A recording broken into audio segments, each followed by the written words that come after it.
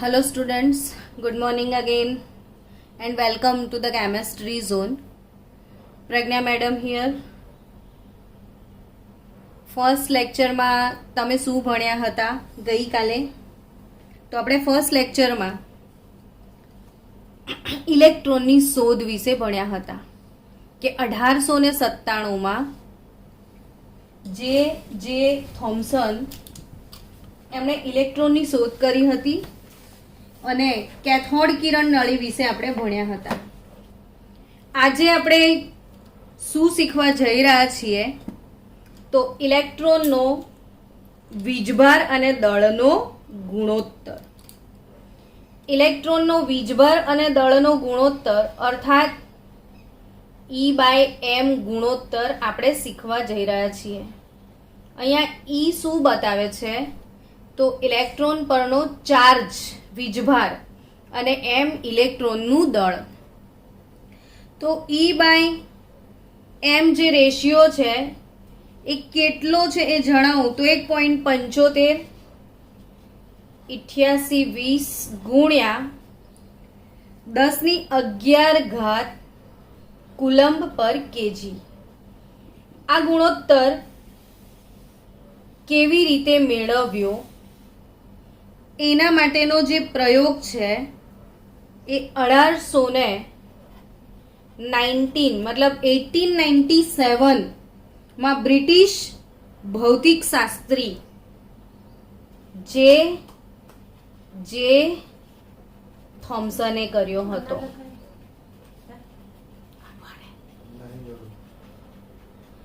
તો એના માટેનો પ્રયોગ 1897માં કોણે કર્યો હતો? જે થોમ્સને. આ પ્રયોગ કઈ રીતે કર્યો હતો એ સમજીએ હવે આપણે.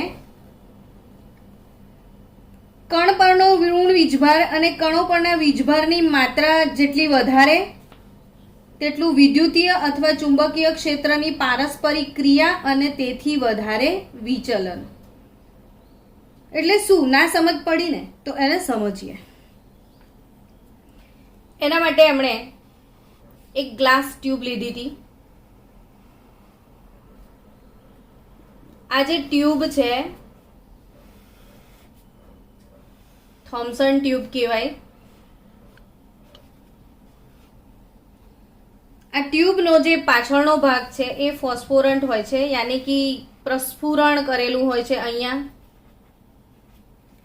પ્રસ્ફુરણનો અર્થ ઝિંક સલ્ફાઇડનું જે પ્રસ્ફુરણ કરવાથી શું થાય તો કે અહીંથી કેથોડ કિરણ આવે ને અહીંયા હીટ કરે તો સ્પાર્ક થાય છે નાનું. કોઈ પણ કિરણ અહીંયા અથડાશે તો સ્પાર્ક થશે. એ સ્પાર્કને કારણે એની હાજરી જાણી શકાય. બાકી કેથોડ કિરણો જે છે એ દ્રશ્યમાન નથી હોતા. હવે સૌથી પહેલા અહીંયા એક ધાતુની પ્લેટ લીધી હતી એમણે ને અહીં બીજી પ્લેટ લીધી હતી. આ પ્લેટની અંદર હોલ પાડવામાં આવ્યું હતું. આ પ્લોટ અને આ બંને પ્લેટને બેટરી સાથે કનેક્ટ કરી છે.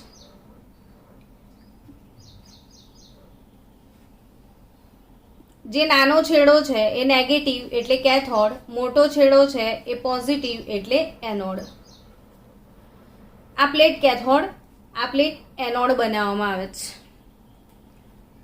એનોડ અને કેથોડ મૂક્યા પછી બેટરી ઓન કરીએ, હાઈ વોલ્ટેજ પાસ કરીએ તો આની અંદર વાયુ જે ભરેલો હોય છે એના કારણે કેથોડ કિરણ ઉદ્ભવે છે. અને આ કેથોડ કિરણ અહીં હોલ હોવાના લીધે, અને આપણે ગઈકાલે જે ભણ્યા હતા કે કેથોડ કિરણો સીધી લીટીમાં ગતિ કરે છે, એટલે આ જે કિરણ છે એ સીધું જ આ પોઈન્ટ પર હિટ કરે છે. આને આપણે પોઈન્ટ A કહી દઈએ છીએ. હવે શું કરવામાં આવે છે તો આ કેથોડ કિરણ પર વિદ્યુતીય ક્ષેત્ર લાગુ પાડવામાં આવે છે. ને વિદ્યુતીય ક્ષેત્ર કઈ રીતે લાગુ પાડવામાં આવે છે તો અહીંયા એક ધનભારિત પ્લેટ મૂકવામાં આવે છે અને ઋણભારિત પ્લેટ મૂકવામાં આવે છે. ધનભારિત પ્લેટ અને ઋણભારિત પ્લેટ. જો અહીંયા હવે વિદ્યુતીય ક્ષેત્ર હમણાં એબ્સન્ટ છે તો જે કેથોડ કિરણ ઉદ્ભવે છે એ કેથોડ કિરણ સીધું આ પોઈન્ટ ઉપર હિટ કરે છે. બટ જ્યારે હવે એને વિદ્યુતીય ક્ષેત્ર અપ્લાય કરવામાં આવે છે, વિદ્યુતીય ક્ષેત્ર કઈ રીતે અપ્લાય કરવાનું, તો ફરીથી અહીંયા એનોડ અને કેથોડ મૂક્યા છે, અહીંયા અગેન બેટરીથી આને કનેક્ટ કરી દઈએ એટલે સપ્લાય આપીશું તો આ પોલ પોઝિટિવ ને આ પોલ નેગેટિવ. ગઈકાલે તમે ભણ્યા હતા કે કેથોડ કિરણો ઋણ વીજભાર બતાવે છે, એટલે ફરીથી અહીંથી જે કેથોડ કિરણ અહીં સુધી આવશે, હવે એના પર આ વિદ્યુતીય ક્ષેત્રનો ફોર્સ લાગે છે ને એના કારણે એ વિચલન પામીને સીધું અહીં હિટ કરે છે. તો આ શું કામ આ તરફ વળ્યું, તો કે આના પર પોઝિટિવ ચાર્જ છે, આના પર નેગેટિવ ચાર્જ છે અને એ પોઈન્ટ બી પર હિટ કરે છે. અર્થાત વિદ્યુતીય ક્ષેત્ર મૂકવામાં આવ્યું તો કેથોડ કિરણ એ એની જગ્યા પર કયા પોઈન્ટ પર હિટ કરે છે, બી પોઈન્ટ પર હિટ કરે છે. કેમ આવું હિટ કર્યું, તો અહીં આગળ એને કોઈને કોઈ વિદ્યુતીય ફોર્સ લાગે છે, ત્યાં આગળ તેને શું લાગે છે, ઇલેક્ટ્રિકલ ફોર્સ. અને એ જે ઇલેક્ટ્રિકલ ફોર્સ એને લાગે છે એ કેટલો લાગે છે ઇલેક્ટ્રિક ફિલ્ડમાં, તો આ force capital E into small E જેટલો લાગે છે. જ્યાં ઈ શું છે, તો ઇલેક્ટ્રિક ફિલ્ડ, ઈ શું છે, magnitude of electric field, electric ફિલ્ડની માત્રા. ઈ સ્મોલ ઈ એટલે ઇલેક્ટ્રોન પરનો વીજભાર. એટલે અહીં આ જે કિરણ છે જે ઉપર તરફ ગયું એને ઇલેક્ટ્રિક ફોર્સ લાગે છે અને આ ઇલેક્ટ્રિક ફોર્સ જે છે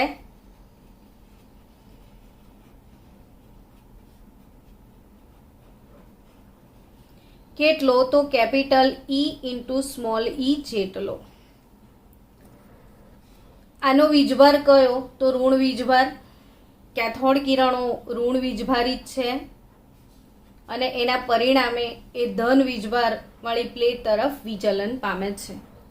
અલ્ટિમેટલી તમારે અહીંયા શું યાદ રાખવાનું છે કે જ્યારે વિદ્યુતીય ક્ષેત્રની ગેરહાજરી હતી તો કેથોડ કિરણો એક સીધી લીટીમાં ગતિ કરે છે, પરંતુ જ્યારે એને વિદ્યુતીય ક્ષેત્ર અપ્લાય કર્યું ત્યારે એના પર વિદ્યુતીય ફોર્સ લાગ્યો. તમને ખ્યાલ છે કે બે વિરુદ્ધ વીજભારો વચ્ચે આકર્ષણ બળ હોય છે, બળ ધેટ ઇઝ ફોર્સ. તો અહીંયા જે એને ફોર્સ લાગે એ ઇલેક્ટ્રિક ફોર્સ લાગે છે અને એ ઇલેક્ટ્રિક ફોર્સની value intensity of electric field into E જેટલી હોય છે, એટલે capital E into small E. આ વિદ્યુતીય ક્ષેત્રની માત્રા બતાવે છે અને આ સ્મોલ ઈ એ ચાર્જ બતાવે છે. સાથે સાથે હવે થોડી વાર પછી અહીંયા મેગ્નેટિક ફિલ્ડ પણ અપ્લાય કરવામાં આવે છે. મેગ્નેટિક ફિલ્ડ કઈ રીતે અપ્લાય કરવામાં આવે છે, તો હું તમને ટેક્સ્ટબુકની ફિગર બતાવું છું, ધ્યાનથી જોજો કે આ ફિગર પ્રમાણે જુઓ કે આ જે ટ્યુબ છે આ આપણી કેથોડ છે, એનોડ છે, બંનેને બેટરીથી કનેક્ટ કર્યું છે. અહીંથી કેથોડ કિરણ નીકળે છે. આ બ્લુ અને યલો જે પ્લેટ છે એ વીજભારિત પ્લેટ છે. આ બંને પ્લેટની ગેરહાજરીમાં પોઈન્ટ બી પર એ હિટ કરે છે, બટ વિદ્યુતીય ક્ષેત્રની હાજરીમાં પોઈન્ટ એ પર હિટ કરે છે. હવે આ બંને પ્લેટ હટાઈ લો અને આ રીતે ચુંબકીય ક્ષેત્ર મૂકી દો. આ ચુંબકીય ક્ષેત્ર જે તમે મૂકી રહ્યા છો એમાં આ બાજુ સાઉથ પોલ, એટલે ચુંબકીય ક્ષેત્રની દિશા આ દિશામાં થઈ. આ મેગ્નેટિક ફિલ્ડની ડાયરેક્શન છે. એટલે આ ચુંબકીય ક્ષેત્રની જે દિશા છે નોર્થ ટુ સાઉથ. હવે ફરીથી કેથોડ કિરણ અહીં સુધી આવે અને ચુંબકીય ક્ષેત્રની હાજરી હોય તો આ જે કિરણ છે એ વિચલન પામીને સી પર હિટ કરે છે. અર્થાત કે હવે હું જો આને ચુંબક મૂકવામાં આવે,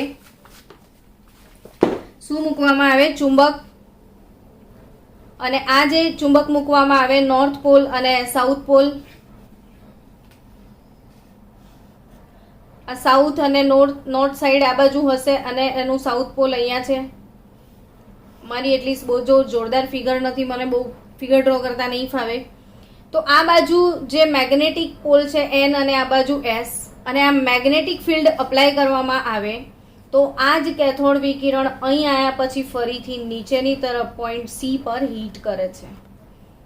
અર્થાત હવે શું સમજ્યા તમે કે ઇલેક્ટ્રિક ફિલ્ડ મૂક્યું તો ઉપર તરફ લઈ ગયું, મેગ્નેટિક ફિલ્ડ આવ્યું તો નીચે તરફ આવ્યું.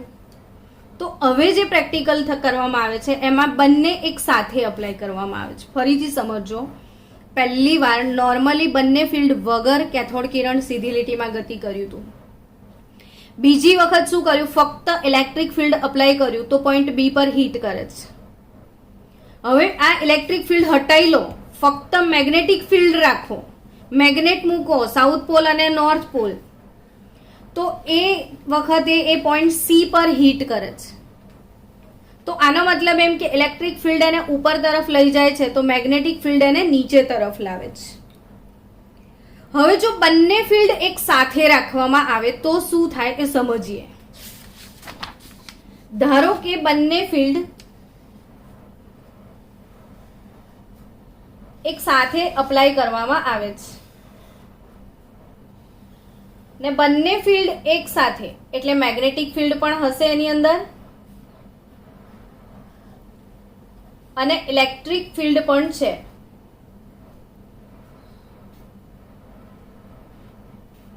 આ પોઝિટિવ પ્લેટ, નેગેટિવ પ્લેટ, અહીંયા મેગ્નેટનો એન પોલ, અહીં મેગ્નેટનું એસ પોલ. હવે શું સીન થશે, બંને ફિલ્ડ એક સાથે છે. ઇલેક્ટ્રિક ફિલ્ડ એટલે વિદ્યુતીય ક્ષેત્ર, ઇલેક્ટ્રિક ફિલ્ડનો મતલબ શું થયું, વિદ્યુતીય અને ચુંબકીય બંને, યાની કે વિદ્યુત ચુંબકીય ક્ષેત્ર એવું કહી શકાય. તો બંને ક્ષેત્ર એક સાથે રાખવામાં આવે તો શું થાય, તો બંને ક્ષેત્ર એક સાથે રાખવામાં આવે તો એ પોઈન્ટ બી અહીંયા જ હિટ થશે.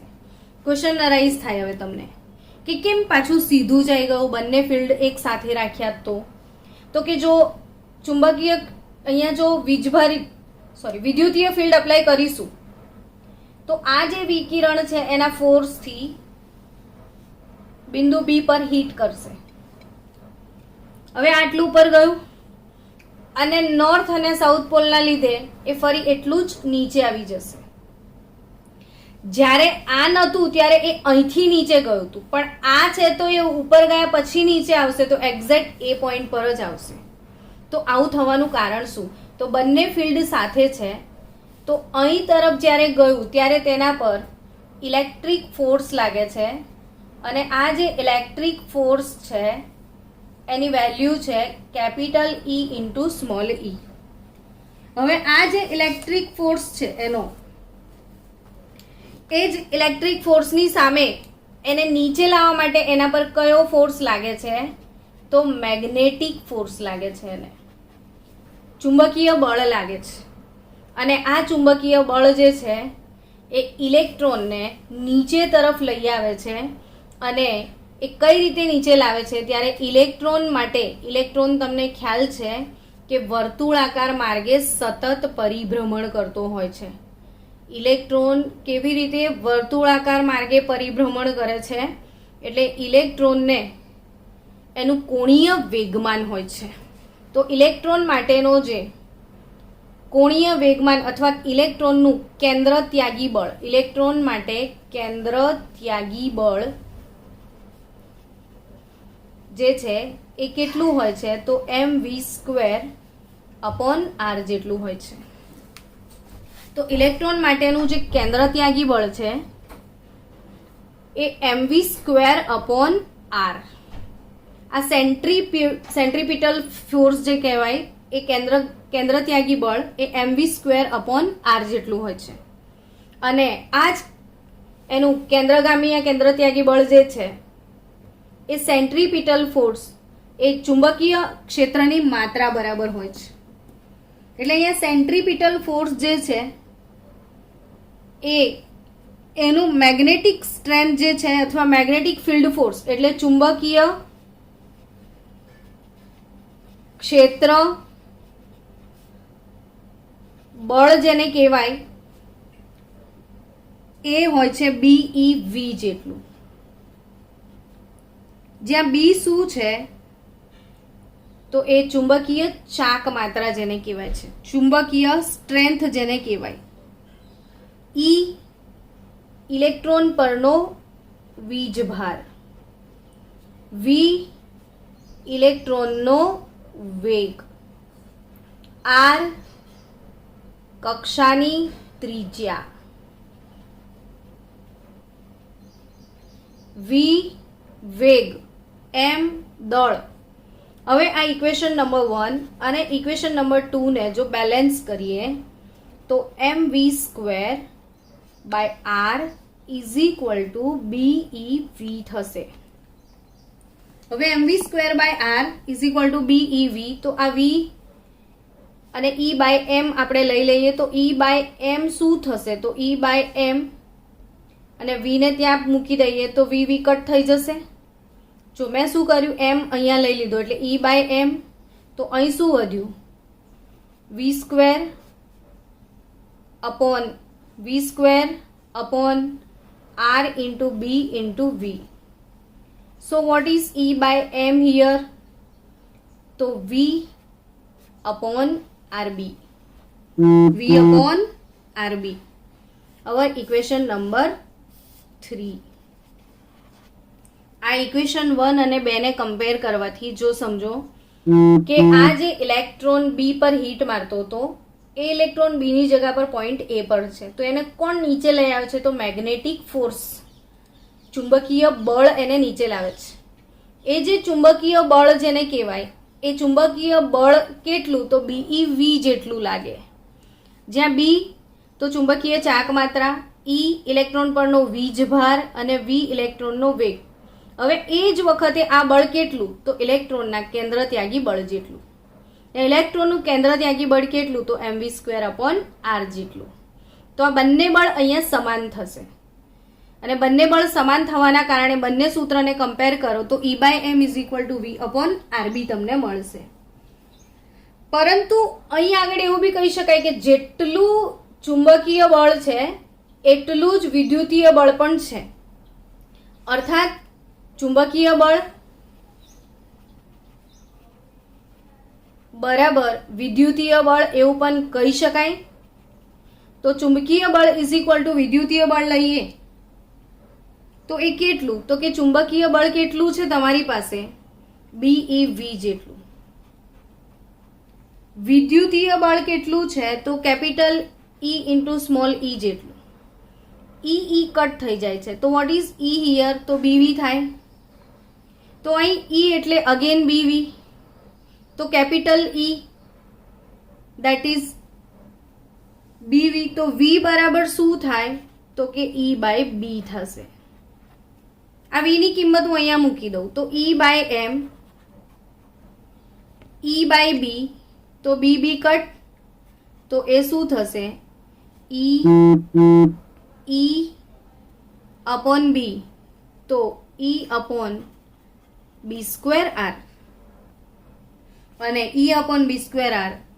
આ ત્રણ વસ્તુની જો કિંમત અહીંયા મૂકવામાં આવે તો E બાય M રેશિયો આપણને મળે છે 1.7588 ઇન્ટુ 10⁻11 કુલમ્બ પર કેજી.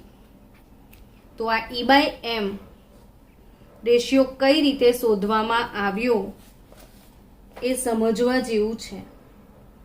તો આ E બાય M રેશિયો પરથી એવું ચોક્કસ કહી શકાય કે આ જે વિચલન છે એ વિચલનનો આધાર હંમેશા શેના પર હોય છે? તો કે વિચલનનો આધાર દળના વ્યસ્ત પ્રમાણમાં છે. વિચલનનો આધાર શેના વ્યસ્ત પ્રમાણમાં છે? દળના વ્યસ્ત પ્રમાણમાં. અને ઋણ વીજભાર જે ચાર્જ છે એના સમપ્રમાણમાં છે. એટલે એવું કહી શકાય કે કણો પરનો ઋણ વીજભાર એની માત્રા જેટલી વધારે એટલું વિદ્યુતીય અથવા ચુંબકીય ક્ષેત્રની પારસ્પરિક ક્રિયા વધારે અને તેથી વિચલન વધે. એટલે E બાય M ગુણોત્તર જે છે એ E ના સમપ્રમાણમાં અને દળના વ્યસ્ત પ્રમાણમાં. એટલે જેટલો ઋણભાર વધે એટલું વિચલન વધે. જ્યારે કણોનું દળ આ ગુણોત્તર દળના વ્યસ્ત પ્રમાણમાં એટલે કણોનું દળ વધે તો વિચલન ઘટે. વિચલન એટલે આ રસ્તા પરથી ભ્રમિત થવાની ઘટનાને વિચલન કહેવાય. દળ વધે તો વિચલન ઘટે, દળ ઘટે તો વિચલન વધે. તો આ જે હતો એ થોમ્સનનો E/m ગુણોત્તર શોધવાનો પ્રયોગ હતો ને એ રીતે E/m ગુણોત્તરની કિંમત કેટલી મળે છે એ યાદ રાખજો કે ચાર્જ બાય માસ રેશિયો કેટલો છે તો 1.7588 ઇન્ટુ 10⁻11 કુલમ પર કેજી જેટલો. હવે આના પછી કયો ટોપિક આવશે તો કે ઇલેક્ટ્રોન પરનો E/m ગુણોત્તર શોધ્યા પછી ઇલેક્ટ્રોન પરનો વીજભાર કઈ રીતે મળ્યો તે આપણે ભણવાના છીએ અને એના માટે મિલિકનની તેલ બિંદુ પદ્ધતિ આપણે શીખવાના છીએ.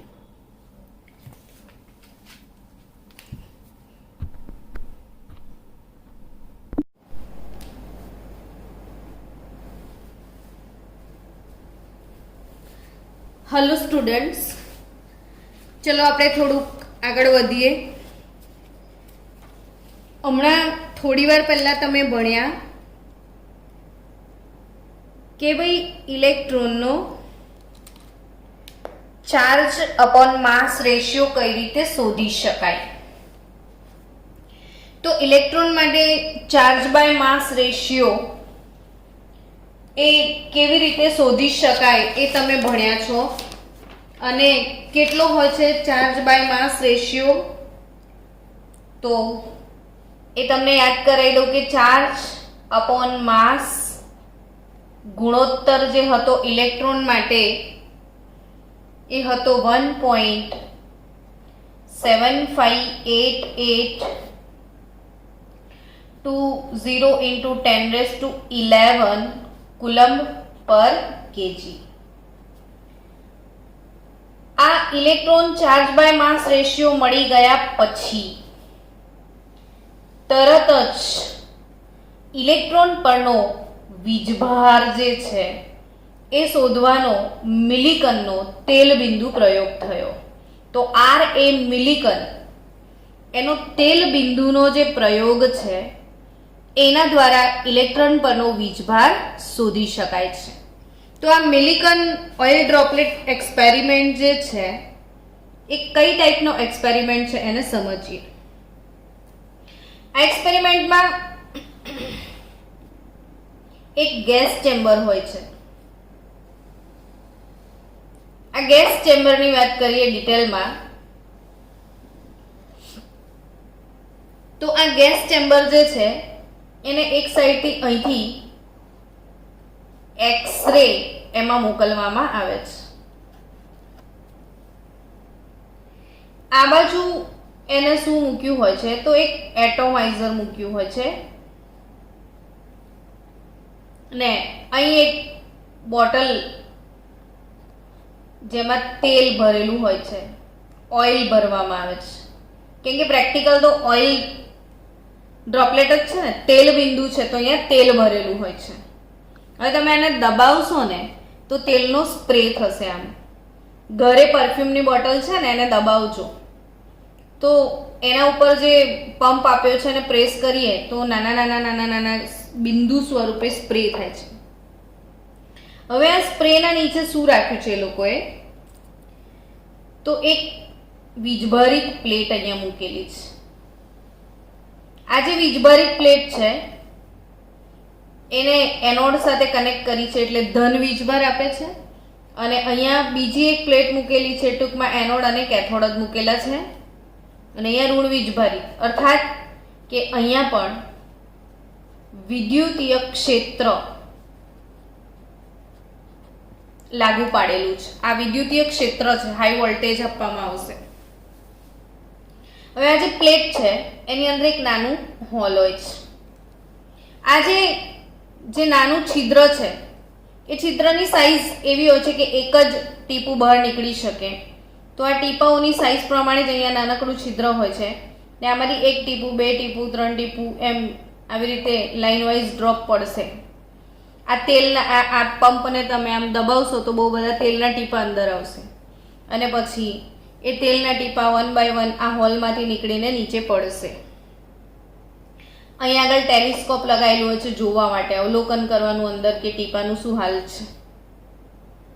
હવે આ જે ટીપું નીચે આવ્યું તો ઉપરથી કોઈ પણ વસ્તુ નીચે તરફ આવે ને તો એને કયું બળ લાગે છે? તો કે ગુરુત્વાકર્ષણ બળ લાગે છે. કયું બળ લાગે છે? એને ગુરુત્વાકર્ષણ બળ લાગે છે. અને આ લોકોએ અહીંયા વિદ્યુતીય ક્ષેત્ર આપ્યું એટલે વિરુદ્ધ દિશામાં એને વિદ્યુતીય ક્ષેત્ર લાગે છે. એટલે અહીંયા ગુરુત્વાકર્ષણ બળની માત્રા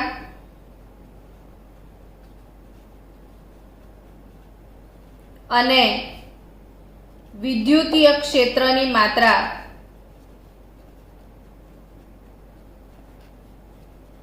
બંને જો સમાન થઈ જાય, ગુરુત્વાકર્ષણ બળ અને વિદ્યુતીય ફિલ્ડ બંને સમાન થઈ જાય, તો જ્યારે આ બંને વસ્તુ ઇક્વલ થાય તો ડ્રોપલેટ સ્ટેબલ થઈ જાય.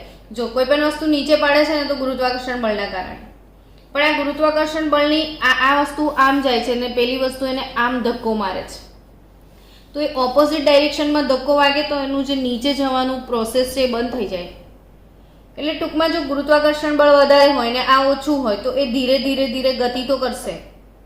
આ વધારે છે ને આ ઓછું છે તો બી એકદમ સ્લો મોશનમાં આવશે, પણ બંને સેમ થઈ જશે તો એક જ જગ્યાએ રૂકી જશે અને એક જ જગ્યાએ રોકાઈ જાય છે. હવે થશે શું કે આની અંદર ગેસ ભરેલો હોય છે, આ ચેમ્બરમાં વાયુ ભરેલો છે. કોઈ પણ વસ્તુ ઇલેક્ટ્રોન ગુમાવે ને, જેમ કે સોડિયમ છે, તો એ પોતાના ઇલેક્ટ્રોનને છોડી દે. સોડિયમ પોતાના ઇલેક્ટ્રોનને છોડી દે એ ઘટનાને આયનીકરણ કહેવાય. કોઈ પણ પરમાણુ પોતાના ઇલેક્ટ્રોનને લાત મારીને બહાર કાઢી દે છે અને શું કહેવાય? એ ઘટનાને આયનીકરણ. હવે ચેમ્બરમાં વાયુ ભરેલો છે અને અહીંથી એક્સરે ઇનપુટ થાય છે. જુઓ ને, જ્યારે અહીંથી એક્સરે ઇનપુટ થાય તો આ વાયુઓ પોતાનું આયનીકરણ કરીને ઇલેક્ટ્રોનો બહાર છોડશે. ને સપોઝ આ વાયુના કણો છે,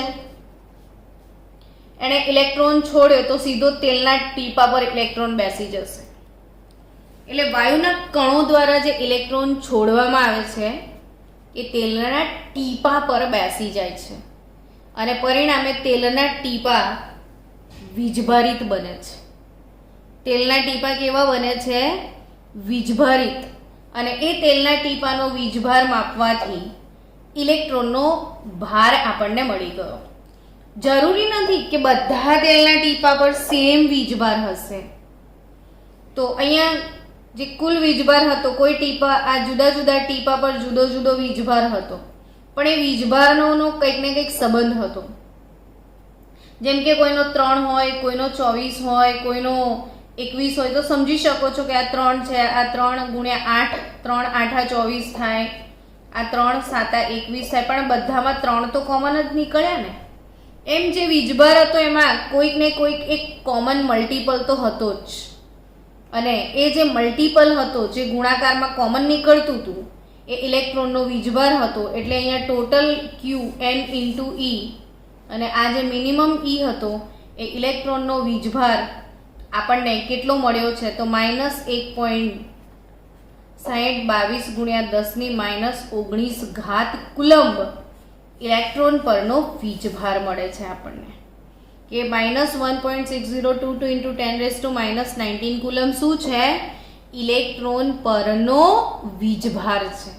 હવે આનાથી આપણને બીજો ફાયદો થયો કે ઇલેક્ટ્રોનનો ત્રીજા આ ચાર્જ બાય માસ રેશિયો આપણી જોડે હતો, તો ઇલેક્ટ્રોનનું દળ પણ મળી જાય છે અહીંયા. તો ઇલેક્ટ્રોનનું દળ આ લોકોએ કઈ રીતે શોધ્યું?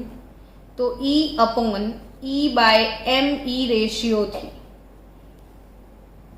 ઇલેક્ટ્રોનનું દળ 1.758820 ઇન્ટુ 10⁻11 કુલમ પર કેજી. આ શું છે? તો કે આ જે છે એ ઇલેક્ટ્રોન પરનો વીજભાર છે.